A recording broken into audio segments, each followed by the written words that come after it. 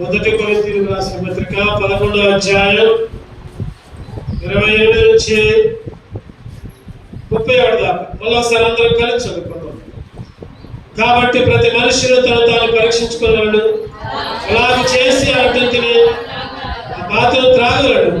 ప్రభు విషయమే చెప్పక తిని త్రాగువాడు తనకు శిక్ష కలుగుడికే తిని త్రాగుచున్నాడు. అందువలన వీళ్ళ అనేకులు బలహీనులు రోగులు ఉన్నారు. చాలా మంది ఎదిరించిన రైతు వల్ల మనమే విమర్శించుకోలేలా తీర్పు పొందక పోదుము.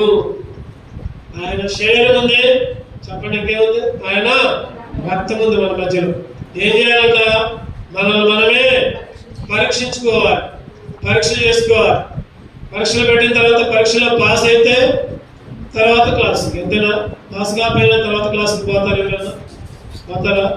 పాస్ అయితేనే పోతారు. ఇక్కడ కూడా ఒక పరీక్ష ఉంది, ఆ పరీక్షలో పాస్ అయితేనే దాంట్లో చెయ్యాలి. ఆ పరీక్షలో పాస్ కాకపోతే చెయ్యకూడదు.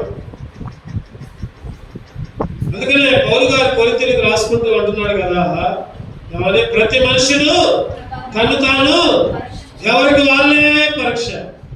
ఈ వారం అంతా ఎలా ఉన్నాం, ఈ నెల అంతా ఎలా ఉన్నాం, ఆదివారం ప్రతి ఆదివారం పరీక్ష చేయడం, పరీక్ష చేసుకోవడం, పరీక్షలో పాస్ అయితే దాంట్లో చేయడం. పరీక్షలో తప్పితే దూరంగా ఉండటమే మంచిది, దాంట్లో చెయ్యి వేయకుండా ఉండటమే మంచిది. పరీక్షలో తప్పితే పరీక్ష పాస్ అయితే మాత్రం దాంట్లో చెయ్యి వేయవచ్చు. బైబిల్లో కొంతమందికి కొన్ని పరీక్షలు పెట్టాడు దేవుడు. ఆ పరీక్షల్లో వాళ్ళు ఏ విధంగా పాస్ అయ్యారు, ఏ విధంగా పాత్రలు ఉన్నారు, మనం సరి చేసుకొని ఆ పరీక్షల్లో అదే పరీక్ష వాళ్ళకి పెట్టిన పరీక్ష నీకు నాకు పెడితే మనం కూడా పాస్ అవుతామా ఫెయిల్ అవుతామా? సరి చేసుకుందాం, యోగ్యంగా చేయవేద్దాం. మొదటి పరీక్ష ఎవరికంటే అబ్రాహాము గారికి పరీక్ష పెట్టాడు. ఆదికాండం తెలిసిన మాటలన్నీ తెలిసిన దేవుడు మరలా మనతో నూతనంగా మాట్లాడు కాదు. 22 అధ్యాయం ఆదికాండం 22 అధ్యాయం 2 చదవండి. అప్పుడు ఆయన నీకు ఒక్కడైన నీ కుమారుని అనగా నీవు ప్రేమించి ఇస్సాకును తీసుకొని మోరియా దేశంలోకి వెళ్ళి అక్కడ నీతో చెప్పు పర్వతంలో దాని మీద దహన బలిగా అతను అర్పించమని చెప్పాను. అందరికి తెలుసు, బాగా తెలుసు అందరికి. ఏంటి ఇక్కడ చెప్పండి? అబ్రహాము ఉంటాడు, ఇంకో ఆయన ఎవరు, ఆయన ఇస్సాకు ఉంటాడు, కట్ల మోపు పెట్టుకుని పోతాడు, బలేస్తాడు. ఇస్సాకు అడుగుతాడు, ఏమని? నానా కట్లు ఉన్నాయి, అగిపెట్టింది, అన్నీ ఉన్నాయి, కానీ బలి ఏదంటే దేవుడే చూసుకుంటానులే బా అంటాడు. అరే నిన్నేరా బలిచ్చేదంటే ఉంటున్నా వాడు. కాబట్టి కట్లు కూడా ఆడబడి చురుకో పరుగో ఇక్కడ అబ్రహాముకి దేవుడు ఒక పరీక్ష పెట్టాడు. అబ్రహాముకి దేవుడు పైన వచనంలో మాట్లాడు, ఆ సంగతులు జరిగిన తర్వాత ఏ సంగతులు జరిగిన తర్వాత చెప్పండి? ఐగుప్తుకు పోయిండు, అబీమెలెకు దగ్గరకు పోయిండు, ఎన్నో జరిగినాయి అక్కడ. అటువంటి పరిస్థితుల్లో దేవుడు అబ్రహామును పరీక్షించాడు. ఏమని పరీక్షించాడంటే, నన్ను ప్రేమిస్తావా, నీ కొడుకును ప్రేమిస్తావా? నేను కావాలా, నీ కొడుకు కావాలా? డైరెక్ట్గా నన్ను ప్రేమిస్తే నీ కొడుకును బలి, నీ కొడుకును ప్రేమిస్తే నన్ను వదిలిపెట్టు. నీకు ఒక్కగానొక్క చెప్పండి, ఏముంది అక్కడ? నీకు ఒక్కగానొక్క కుమారుణ్ణి అనగా నీవు ప్రేమించే ఇస్సాకుని 100 సంవత్సరాల తర్వాత పుట్టాడు. 100 సంవత్సరాల తర్వాత పుట్టాడు, లేక పుట్టాడు. అటువంటి కుమారుణ్ణి దేవుడు ఏమడుగుతుంది చెప్పండి? బలడుగుతున్నాడు, పరీక్ష పెట్టాడు. దేవుడు అనుకున్నాడు కదా, నిజంగా కుమారుడు అంటే ఇష్టమా, నేనంటే ఇష్టమా, టెస్ట్ చేద్దామా? అప్పుడప్పుడు భార్యలు అత్తలు అడుగుతూ ఉంటాడు. అరే కొడుకు దగ్గర పిలిచి తల్లేమో, అరే నీ భార్య ఇష్టమా నేను ఇష్టమా అంటే కొడుకు ఏం చెబుతాడు చెప్పండి? అటు భార్యకి వెళ్ళి మాట్లాడతా, ఇటు తల్లికి వెళ్ళి మాట్లాడుతూ మధ్యలో కలిగిపోతాం. భార్య కూడా అడిగింది, ఎవరు నేను ఎక్కువ మీ అమ్మ ఎక్కువ? ఏం చెబుతుడు చెప్పండి? చెబుతురా? ఏమో చెబుతున్నా, ఎవరి దగ్గర వాళ్ళ దగ్గర మాట, నువ్వంటే ఇష్టం అని చెబుతున్నావు. ఈరోజు అబ్రహాము దగ్గర దేవుడు పరీక్ష పెట్టాడు. నేను కావాలా, నీ కొడుకు కావాలా? నువ్వు ప్రేమించే ఇస్సాకు కావాలా, నేను కావాలా? పరీక్షలో అబ్రహాం పాస్ అయినా ఫెయిల్ అయినా? పాస్ అయినా. అంటే దేవుణ్ణి ప్రేమించే స్థితిలో, దేవుణ్ణి ప్రేమించిన విషయంలో కొడుకులు కూడా పక్కన పెట్టు. ఈరోజు నీకు నాకు కూడా ఒక పరీక్ష. ఏంటిదంటే ఆ పరీక్ష, దేవుణ్ణి ప్రేమిస్తున్నావా, నీ ఇంటిని ప్రేమిస్తున్నావా? దేవుణ్ణి ప్రేమిస్తున్నావా, నీ ఉద్యోగాన్ని ప్రేమిస్తున్నావా? దేవుణ్ణి ప్రేమిస్తున్నావా, నీ ఫంక్షన్లు, పెళ్లిళ్ళు, లేకపోతే రకరకాల పనులు, వాటిని ప్రేమిస్తున్నావా? ఏం చెప్తాం మనం? నీ సమాధానం ఏంటి, నా సమాధానం ఏంటి? దేవుణ్ణి ప్రేమించే విషయంలో పరీక్ష. చెప్పండి, ఏ పరీక్ష ఇది? దేవుణ్ణి ప్రేమించే విషయంలో పరీక్ష. ఒకసారి ఈ పరీక్షలో తప్పుతా ఉంటాం. ఈ పరీక్షల్లో తప్పుతా ఉంటాం. ఏదన్నా అర్జెంటుగా వచ్చింది అనుకోండి, తర్వాత సంగతులే, భద్ర సంగతి తర్వాతనే, ముందు అక్కడికే పోతా ఉంటాం. దేవుడు పరీక్ష పెడతా ఉంటాడు. దేవుణ్ణి ప్రేమించే విషయంలో దేవుడు అన్యాయం చేసేవాడు కాదు. చెప్పండి, ఇస్సాకుని కోరుకున్నాడు కానీ ఇస్సాకుని బలి తీసుకున్నాడా? తీసుకోలా. ఒక పొట్టేలు వచ్చింది అక్కడ. దేవుడు ఇస్సాకుని అంతకంతకు దీవించాడు. ఆకాశ నక్షత్రాలు, ఇసుక రేణువుల కంటే. ఈరోజు దేవుడు పరీక్ష పెట్టినప్పుడు ఆ పరీక్షలో చిత్త ప్రభువా అనాలి. అయ్యో ప్రభువా, ఏంది పరీక్ష? లేక పుట్టాడు, నేను ఇద్దాం అనుకుంటే నా భార్య ఊకేదే, లేదా నా కుమారుడు కూడా. నువ్వేంటి ఎట్లా పరీక్షించావు? దేవుడా, ఈ ఒక్కసారికి నన్ను క్షమించాయా, నా కుమారుడే కావాలని అట్లా. అప్పుడు ఆ పరీక్షలో చెప్పండి ఏం చేశాడు? దేవుడు ఇగో మరే దేశానికి పో. ఎందుకని? ఒకప్పుడు అబ్రహాము ఐగుప్తులో పోయాడు, అంటే కాని చోటుకు పోయాడు. ఒకప్పుడు అంత ముందు చేయాలో భార్యని ఎవరు చెబుతుడు చెప్పండి? భార్యని చెల్లెలని చెబుతుడు. చివరికి మళ్ళీ కలుపుకుంటారు, తర్వాత పంపిస్తారు. తర్వాత కాని ప్రదేశానికి పోయాడు. ఆ కాని ప్రదేశానికి పోయిన తర్వాతే చెప్పండి ఎవరు వచ్చారు? ఇస్మాయిల్ సంతానం వచ్చింది, ఆగరు వచ్చింది. ఐగుప్తులోకి పోతేనేగా ఆగరు వచ్చింది. ఐగుప్తులోకి పోకపోతే ఆగరు ఉందా? అసలు నేనే లేదు. ఐగుప్తుకు పోయిన తర్వాత ఆగరు వచ్చింది, ఆగరు సంతానం వచ్చింది. ఇస్మాయిలీకి లేకపోతే ఇస్సాకు సంతానానికి ఇస్మాయిలీకి విరోధం వచ్చింది. ఇప్పుడు కూడా అయ్యే గొడవలు, అయ్యే తీవ్రవాదులు. మాట చెప్పాలంటే ఒకప్పుడు కాని చోటుకి పోయాడు, ఇప్పుడైతే దేవుడు అంటున్నాడు వదిలేసాడు. ఇగో ఆ సంగతులు జరిగిన తర్వాత నువ్వు ప్రేమించే ఒక కుమారుని తీసుకుంటా బలి. అక్కడ ఏ మాత్రం కూడా వెనక దగ్గర కొడుకుతో అంటున్నాడు. కొడుకు అడిగితే ఏమంటాడు చెప్పండి? దేవుడే చూసుకుంటాడు. యెహోవా ఈరే. ఈరోజు నీ జీవితంలో, నా జీవితంలో కూడా దేవుడు పరీక్ష పెడితే ఆ పరీక్షలో పాస్ కావాలి. అయ్యా, ఒక్కసారి దేవుని మందిరానికి దూరంగా ఉండొద్దు. ఒకటే అనుకోవాలి, ఏమని అనుకోవాలంటే దేవుడే చూసుకుంటాడు. యెహోవా ఎటువంటి పరిస్థితి అయినా సరే దేవుని మందిరానికి దూరంగా ఉండకూడదు. దేవుని ప్రేమిస్తున్నావా? నీ ఇల్లుని ప్రేమిస్తున్నావా? దేవుని ప్రేమిస్తున్నావా? నీ ఆరోగ్యాన్ని ప్రేమిస్తున్నావా? దేవుని ప్రేమిస్తున్నావా? నీ పనులను ప్రేమిస్తున్నావా? దేవుని ప్రేమిస్తున్నావా? లేదా నీ బంధువులను ప్రేమిస్తున్నావా? దేవుని ప్రేమిస్తున్నావా? ఫంక్షన్లోనే, పెళ్లిలోనే ప్రేమిస్తున్నావా? ప్రశ్న అడిగితే ఏం సమాధానం చెప్పగలం?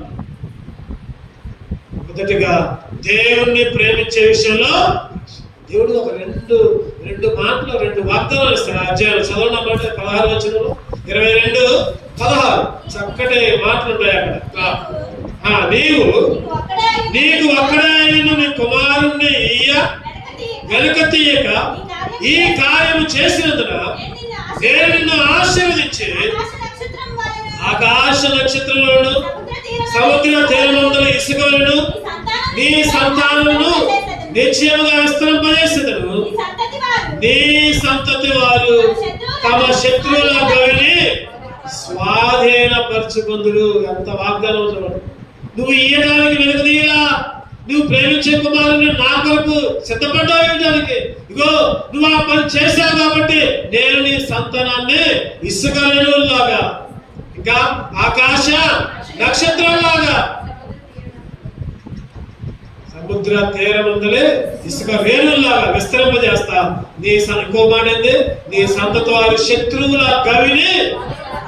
ఎంత గొప్ప దీవెన చూడండి. ఆ ఒక్క మాట, ఆ ఆ ఒక్క మాట దేవుడు ఇస్సాకుని ఇచ్చాడు, ఇటువంటి ఆశీర్వాదాలు కూడా. ఈరోజు నీ జీవితంలో నా జీవితంలో కూడా ఎప్పుడైతే దేవుని ప్రేమిస్తామో, ఎప్పుడైతే దేవుని మందిరాన్ని ఇష్టపడతామో, ఎప్పుడైతే దేవుని సన్నిధిని ఇష్టపడతామో, దేవుడు మనకు కావాల్సిన ఎన్ని ఇస్తాడు. ఏది కావాలంటే అది ఇస్తాడు. నీకు ఆరోగ్యం కావాలా, లేకపోతే నీకు ఇంకా ఉద్యోగం కావాలా, నీకు మంచి భవిష్యత్తు కావాలా, నువ్వు అడుగుదే ఉంది.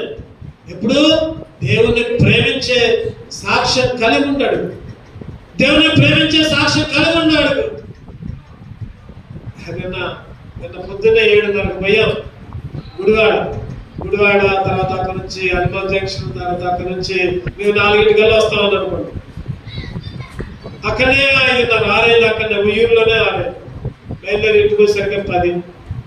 ఫోన్ చేద్దామంటే ఫోన్ స్విచ్ ఆఫ్ అయిపోయింది. నా ఫోన్లో ఛార్జింగ్ కూడా అయిపోయింది. అట్లా మా అమ్మాయికి ఫోన్ చేసి రావట్లేదు, మీరే ప్రార్థన చేసుకుని రావడానికి ఫోన్ చెప్పా, ఒక్క మాటతో మళ్ళీ స్విచ్ ఆఫ్. ఆ ప్రదేశాల్లో కొంతమందిని చూస్తుంటే యవనస్తులు, ఆ మీటింగ్ లో కొంతమందిని చూస్తుంటే యవనస్తులు ఎన్ని పక్కన పెట్టి వాటి కొరకు సిద్ధపడి అన్ని అరేంజ్మెంట్లు చేయడం కానీ అన్ని చేయడం కానీ ముందు ఉన్నారు కొన్ని ప్రదేశాలు. అసలు నాకు ఆశ్చర్యం అనిపించింది. వాళ్ళు అంత త్యాగం చేసుకుని పనులు చేస్తున్నారు కాబట్టి దేవుడు వారిని ఒక్కొక్కళ్ళు మళ్ళీ మంచి జాబులు, మంచి జాబులు. ఏదైనా ఒక మీటింగ్ ఉంటే ఆ మీటింగ్కి అన్ని పనులు వాళ్ళే, భోజనం దగ్గర నుంచి, ప్లేట్లు కడిగే దగ్గర నుంచి, ప్లేట్లు తీసే దగ్గర నుంచి. ఈరోజు మన దగ్గర ఏమైనా వస్తుంది, ప్రార్థన పెట్టిన 10 నిమిషాలకు పావుగంట పడుతున్నారు. మన దగ్గర ఒక పావుగంట ముందు చేపలు ఈ పని చేయాల్సింది పోయి దేవుడి మందిరానికి లేటుగా. మీరు ఆశీర్వదించబడాలంటే, దేవుడు మీ జీవితాలను బాగు చేయాలంటే ఒక పావుగంట వచ్చి దేవుడి మందిరంలో ప్రార్థన చేసుకోండి, ఆ పని చేయండి. దేవుడు మీరు ఊహించిన స్థాయికి మిమ్మల్ని తీసుకుని పోతాడు.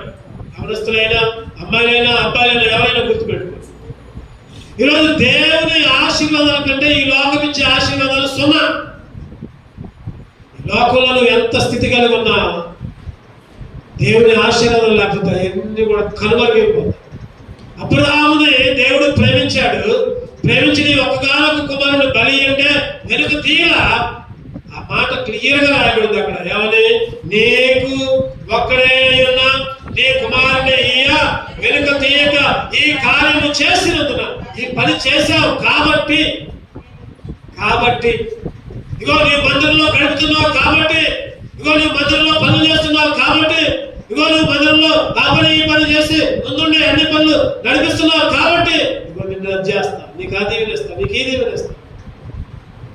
ఈరోజు మొదటి పరీక్ష ఏంటంటే దేవుని మందిరాన్ని ప్రేమించే పరీక్ష, దేవుణ్ణి ప్రేమించే పరీక్ష. దేవుణ్ణి ప్రేమిస్తున్నావా, లోకాన్ని ప్రేమిస్తున్నావా? దేవుని మందిరాన్ని ప్రేమిస్తున్నావా, డబ్బును ప్రేమిస్తున్నావా? పాస్ అయితే పనులు చేయండి, పాస్ కాకపోతే సరి చేసుకోండి. రెండోది చూద్దానండి. మొదటిగా అబ్రహాముకి పరీక్ష, రెండవది యోబు గారు. వీళ్ళందరూ తెలిసిన వ్యక్తులే మనకి. యోబు గ్రంథం 1:8 యోబు గ్రంథం 1:8. అందుకు యెహోవా, నీవు నా సేవకుడైన యోబు సంగతి ఆలోచించితివా? అతను యథార్థవంతుడు, న్యాయవంతుడై దేవుని యందు భయభక్తులు కలిగి చెడుతనం విసర్జించిన వాడు, భూమి మీద అతని వంటి వాడు ఎవడు కూడా లేడు. యోబు గారి గురించి దేవుడు సాక్ష్యం చెప్తున్నాడు. ఎవరికి చెప్పాలి? ఎవరికి? సాతాను, అపవాదికి. వెంటనే సాతాను గారు ఏం చేశాడు చెప్పండి? వెంటనే ఏం చేశాడు? నువ్వు చుట్టూ కంచె వేసావు కాబట్టేగా, నువ్వు కంచె తీసావు, ఒకసారి కంచె తీసావు, అప్పుడు కానీ ఆయన బతుకు బయటపడింది. ఈరోజు నీకు నాకు కూడా సైతాన్ గారు అడుగుతాడు, వీళ్ళకి ఉద్యోగంలో ఉన్నారు, లేకపోతే వీళ్ళు మంచిగా ఉన్నారు, వీళ్ళు మంచి ఆరోగ్యంగా ఉన్నారు, ఒకసారి ఆరోగ్యం తీసి చూడు, అప్పుడు నీ దగ్గరకు వస్తారు, లేకపోతే ఇంకో దగ్గరకు పోతారు. దేవుడు నీకు నాకు కూడా పరీక్షలు పెడతా ఉంటాడు. ఏం పరీక్ష అండి ఇది? సాతాను పరీక్ష. ఏ పరీక్ష ఇది చెప్పండి? సాతాను పెట్టే పరీక్షలో నువ్వు నేను పాస్ కావాలి. సాతాను పరీక్ష పెట్టాడు. ఏం పరీక్ష పెట్టాడు? అన్ని గొర్రెల పైన, ఒంటెల పైన, గాడిదల పైన, అన్ని కుమారులు పోయారు, కుమార్తెలు పోయారు, అన్ని పోయారు. చివరికి ఏం పోయింది? ఇంకా ఆరోగ్యం కూడా పోయింది. పైనుంచి కింద దాకా ఒకటే పుష్టి. సైతాన్ అనుకున్నాడు కదా, అబ్బా ఈ పరీక్షలో ఎట్టాగు యోబు ఫెయిల్ అవుతాడు, తప్పుతాడు, ఇక నావాడే కానీ యోబు గారు మాత్రం ఆ పరీక్షలో చెప్పండి ఏం చేశాడు చెప్పండి, డిస్టింక్షన్ 99%. మామూలు పాస్ కాల 99%.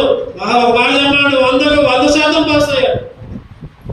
మూర్ఖురాలు మాట్లాడుతున్నట్టు మాట్లాడుతున్నా భార్య అన్నాడు, స్నేహితులు అన్నాడు, మీరు ఎవరు అప్పుడు నా దేవుడే చూసుకుంటాడు. యెహోవా ఇచ్చెను, యెహోవా తీసుకున్నాడు. ఆయన నామమునకే స్తుతి కలుగును గాక, ఆయన నామమున ఘనపరచబడును గాక. ఈరోజు నువ్వు నేను కూడా అటువంటి అనుభవాలు రావాలి. యెహోవా ఇచ్చెను, యెహోవా తీసుకుందు. నాకు ఆరోగ్యమైన డబ్బైనా ఏదైనా అనారోగ్యం ఉన్న పనుల, డబ్బు లేకపోయిన పనుల, ఇల్లు లేకపోయిన పనుల దేవుడే చూసుకుంటాడు. యెహోవా ఇచ్చెను, యెహోవా తీసుకుంటాడు. సాతాను పరీక్షలో కూడా మనం పాస్. సైతాను గాడు అప్పుడప్పుడు మనకు పరీక్ష పెడతాడు. అయ్యి దూరం చేస్తాడు, అయ్యి తగాదాలు పెడతాడు, అయ్యి కొట్లాటలు పెడతాడు, అయ్యి మధ్యలో వాళ్ళే చుట్టాలే, సొంత ఇంట్లో వాళ్ళే, లేకపోతే పక్కన వాళ్ళే గొడవలు రేపుతా ఉంటాడు సైతాను గాడు. ఆ పరీక్షలో మనం తప్పి వాడు చెప్పినట్టు చేస్తాం. వాడు అడిగిన తిట్టు అంటే తిడుతున్నావు, బూతులు తిట్టు అంటే తిడుతున్నావు, ఆ మాట అంటే ఆ మాట అంటున్నావు, ఈ మాట అంటే ఈ మాట అంటున్నావు. సైతాను గాడి పరీక్షకి లోపడుతున్నాం. సైతాను గాడి పెట్టే పరీక్షల్లో పాస్ కాలేకపోతున్నాం. ఇగో కంచెని చూడు, ఒకసారి కంచెని చూడు. కంచె తీసినా కూడా యోబు గారు ఏమాత్రం కూడా లెక్క చేయరు. ఈరోజు నీ చుట్టూ నా చుట్టూ కూడా ఒక కంచె. ఆ కంచె లేకపోతే నీ పరిస్థితి ఏంటి, నా పరిస్థితి? దేవుని దగ్గర ఉంటామా లేదా లోకంలో కలిసిపోతాం? సైతాను పరీక్షలో ఏం కావాలి చెప్పండి, మనం ఏం కావాలి?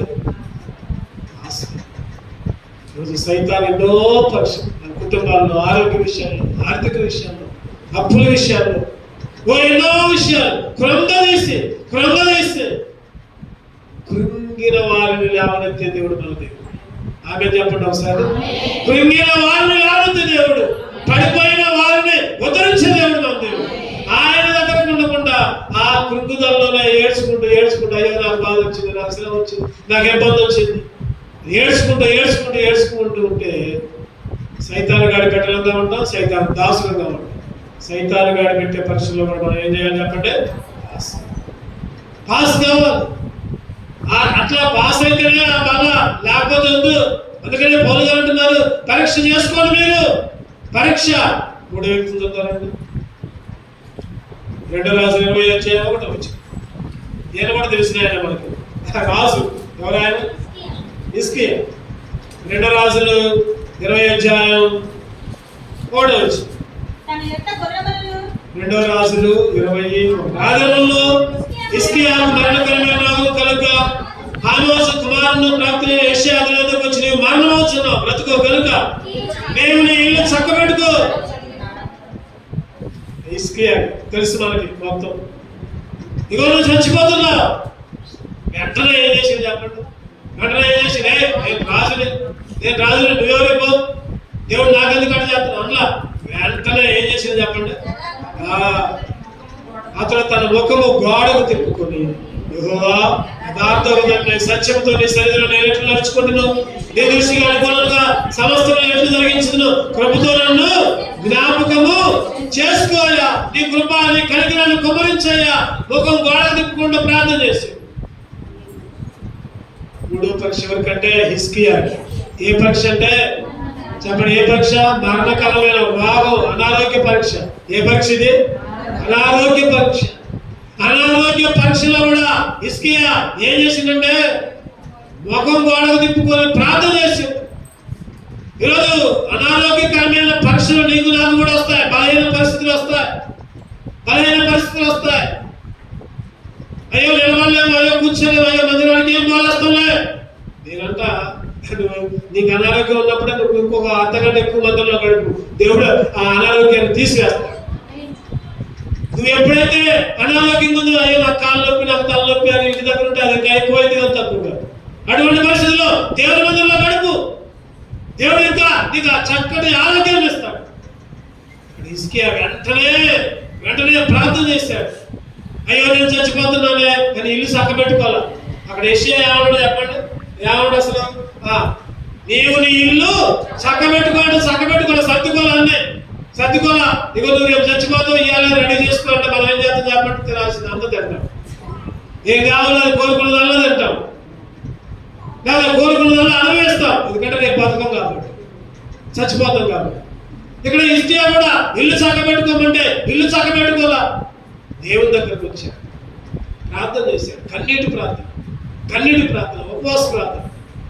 ఈరోజు మనం దేవుని దగ్గరకు రాలేకపోతున్నాం, ప్రార్థన చేయలేకపోతున్నాం, సంఘంగా కూడుకోలేకపోతున్నాం, మొరపెట్టలేకపోతున్నాం, కన్నీరు కాచలేకపోతున్నాం. కానీ అన్నీ కావాలి మనకి, అన్నీ కావాలి. అది చేయలేదని నాకు అది కావాలి, ఆశీర్వాదం కావాలి, ఈ ఆశీర్వాదం కావాలి, అన్నీ. ఈరోజు నీ జీవితంలో నా జీవితంలో హిజ్కియా పరీక్షలు పాస్ అయ్యాడు, ప్రార్థన చేసి పాస్ అయ్యాడు. దేవుని దగ్గర అంటున్నాడు, నేను యథార్థంగా ఎట్లా ఉన్నానో చూసావా? ఏమంటాడు చెప్పండి? యథార్థ హృదయాన్ని సత్యంతో నీ సన్నిధిని నేను ఎట్లు నడుచుకున్నానో చూసావా ఒకసారి. వెంటనే దేవుడు ఏం చేశాడు చెప్పండి? 15 సంవత్సరాల ఆయుష్ పొడిగించాడు.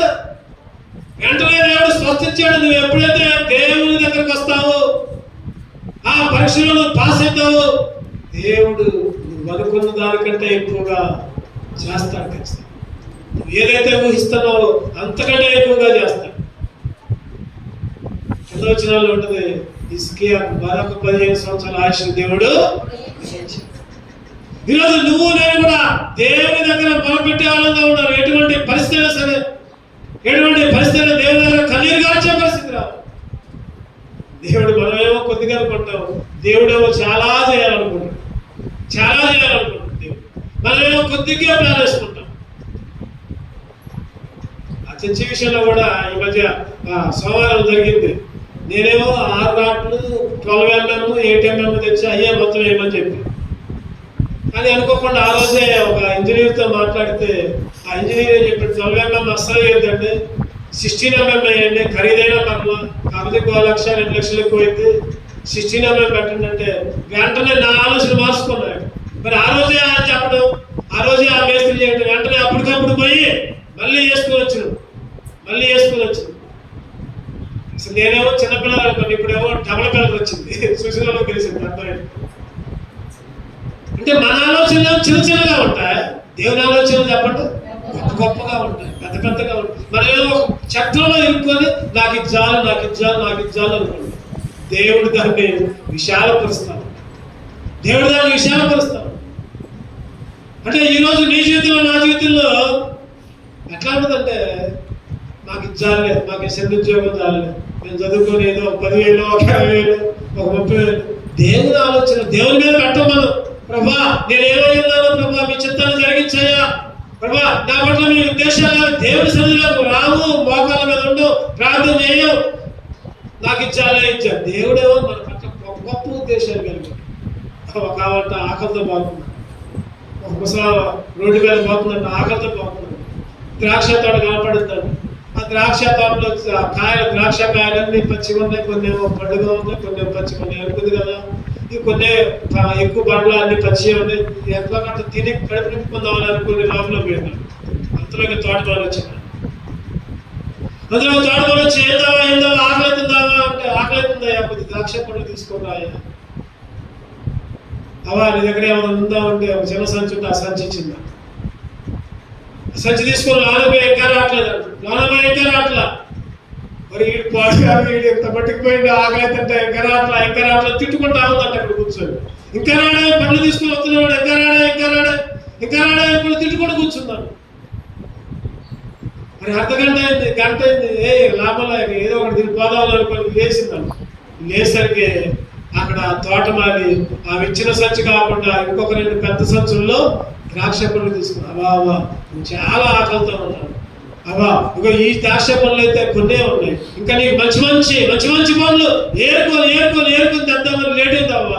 ఏమనుకోక మాకు లేట్ అయినా కానీ నువ్వు ఇప్పుడు తినొచ్చు, సాయంత్రం కూడా తినొచ్చు, అవసరమైతే రేపు కూడా తినొచ్చు, ఇవన్నీ నీకే చేసుకోవా అంటే వెంటనే ఏమంటాయా, ఇప్పుడు దాకా నేను తిట్టుకున్నాను, ఇంకా రావట్లేదే. ఈరోజు దేవుడు నీ జీవితంలో నా జీవితంలో చేసే కార్యాలు కూడా ఆలస్యమైతే కానీ ఖచ్చితంగా జరుగుతాయి. ఆలస్యాన్ని మనం ఓపికతో సహనంతో ఎదురు చూడాలి. అందుకని 1 Peter 5:8 మీ చిత్త యావత్తు కూడా చదవడం. ఎన్నో వచ్చిన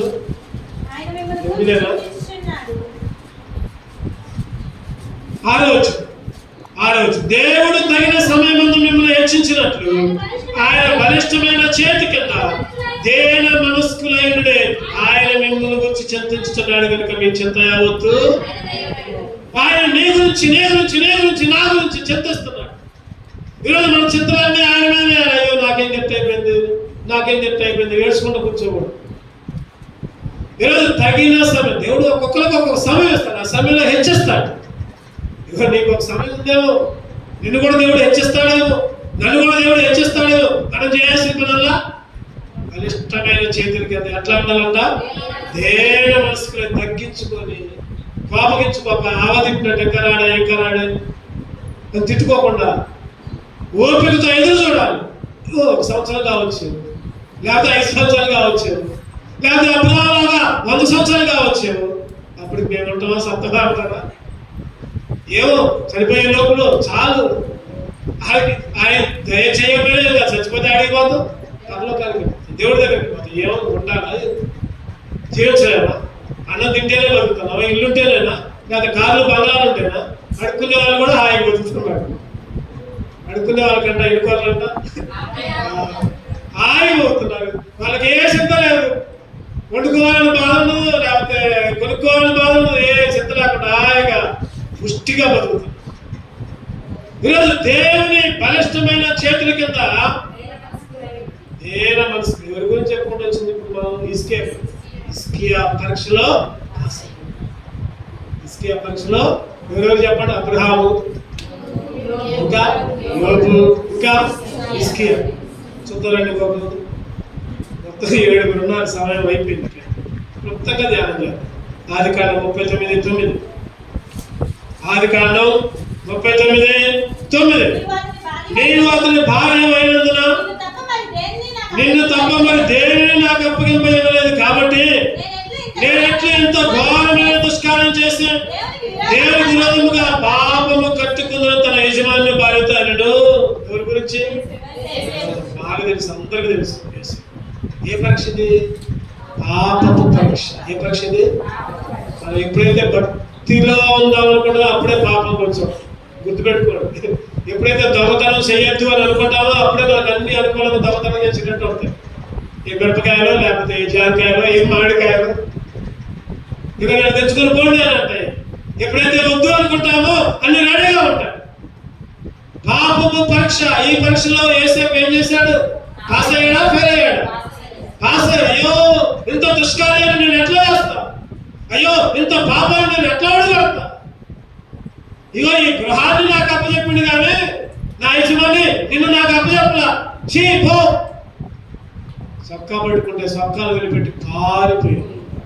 ఈరోజు పాప పరీక్ష మన జీవితంలో ఎన్నో మాటల్లో, చూపుల్లో, తలంపుల్లో, ఆలోచనలు ఎన్నోసార్లు ఆ పాప పరీక్షలో ఫెయిల్ అయిపోతున్నాం, ఓడిపోతున్నాం.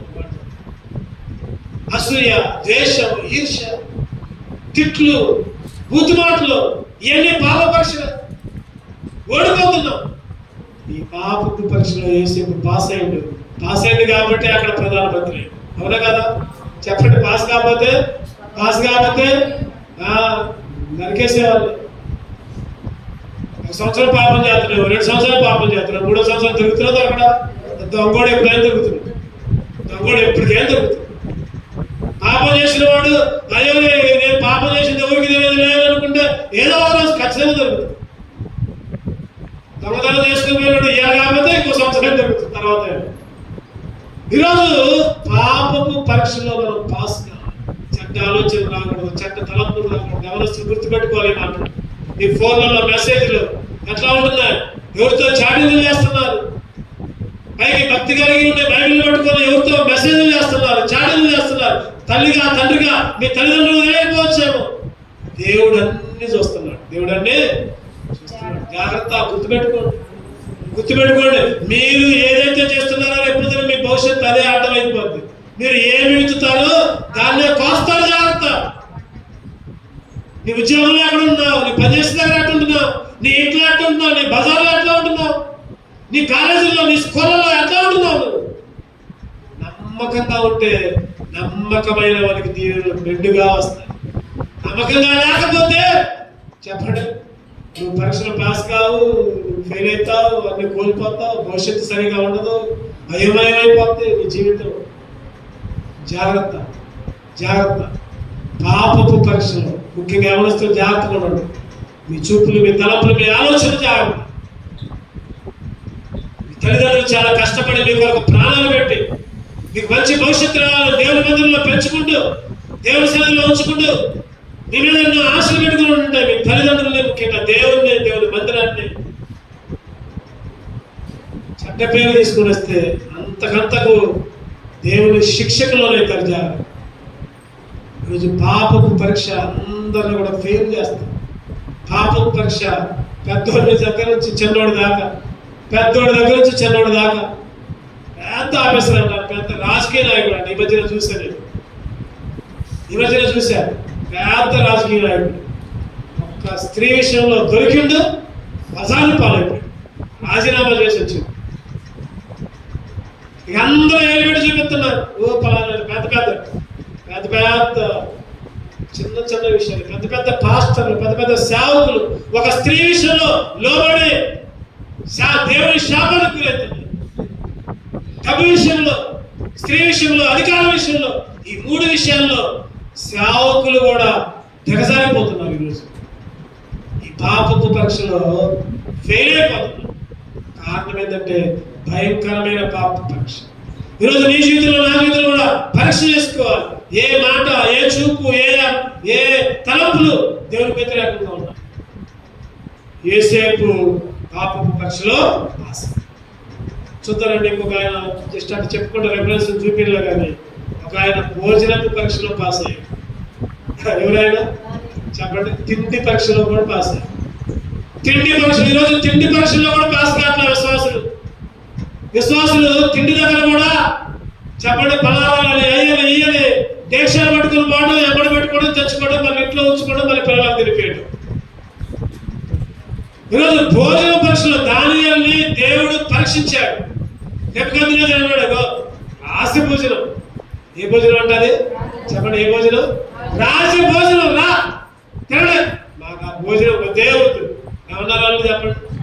కానీ 1వ అధ్యాయం 8వ వచనం ఉంటుంది, మాకు ఆ భోజనం వద్దు, శాకాహారాన్ని తీసుకుని ఇగో ఆ భోజనం, రాజభోజనం చేసే వాళ్ళని మమ్మల్ని చూడండి, వాళ్ళు ఒక 10 రోజులు ఎక్కడ తింటారు, మేము ఒక 10 రోజులు ఎక్కడ తింటాం. వాళ్ళ మొఖాలు కంటే మా మొఖాలు ఏదైనా ఉంటే ఆ భోజనం లేదు.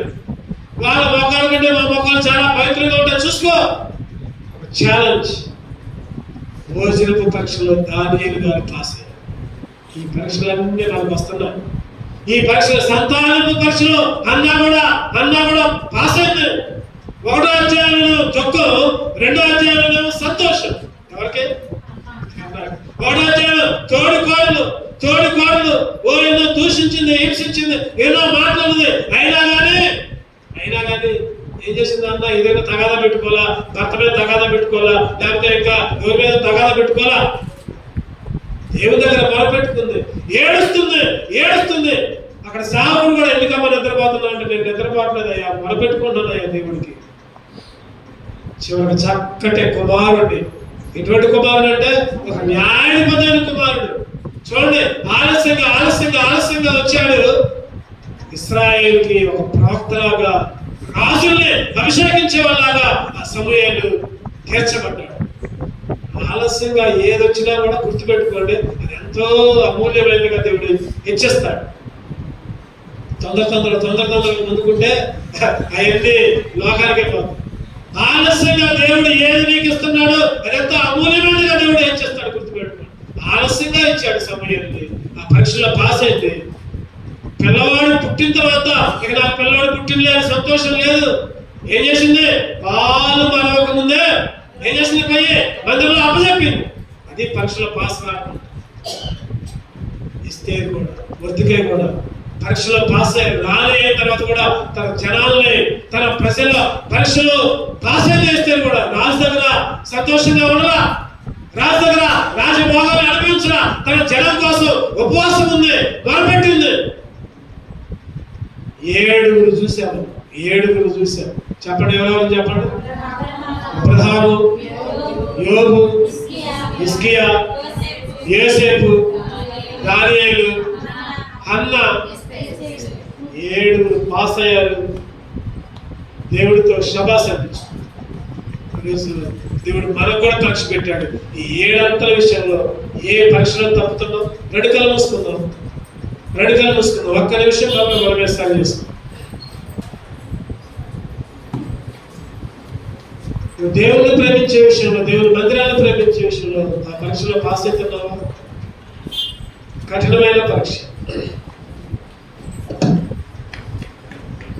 ఈ క్వశ్చన్ పేపర్ చాలా టఫ్గా ఉంటుంది, అంత ఈజీగా ఉండదు.